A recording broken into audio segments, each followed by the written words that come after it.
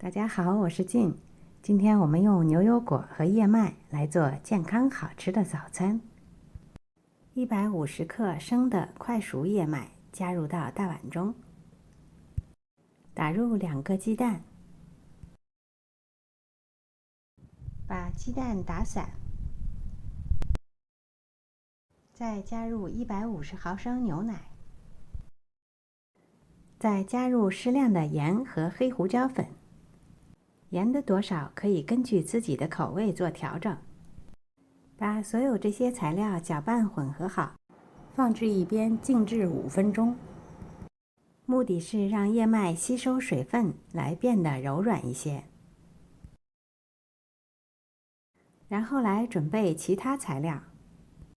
1个中等大小的牛油果从中间切开，去掉内核，取出果肉，用叉子压成泥。如果家里有柠檬，可以挤一些柠檬汁进去，1小勺大约5毫升就可以。加入柠檬汁不仅可以提鲜，而且可以防止牛油果氧化。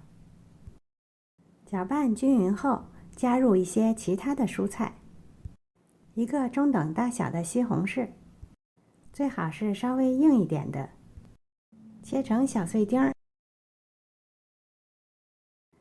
半个洋葱，同样切成小碎丁儿。另外1个小黄瓜，可以擦丝儿。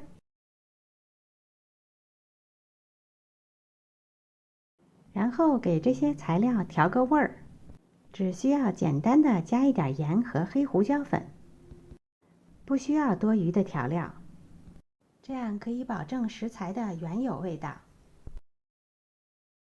而且很清爽。然后拌匀所有的材料。燕麦经过5分钟的浸泡，变得稍微柔软，并且浓稠一些。像这样的状态就可以了。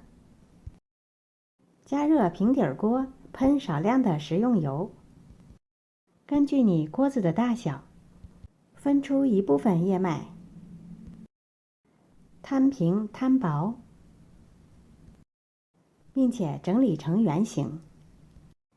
中小火烙制，待表面凝固变色的时候，再喷一点油。烙至底部金黄的时候，翻个面。继续中小火烙至另一面。等另一面也烙至金黄的时候，就可以出锅了。然后组合我们的其他材料。首先加上自己喜欢的肉片，我今天用的是烟熏牛肉，不喜欢吃肉的也可以不加。然后加上我们之前准备好的牛油果蔬菜馅儿，从中间折过来，这样我们的一份早餐就做好了。肉蛋奶菜全有了，配上牛奶、果汁或者是咖啡，营养健康，而且饱腹感很强。这样的早餐你们喜欢吗？感谢您的收看，我是静，我们下次再见。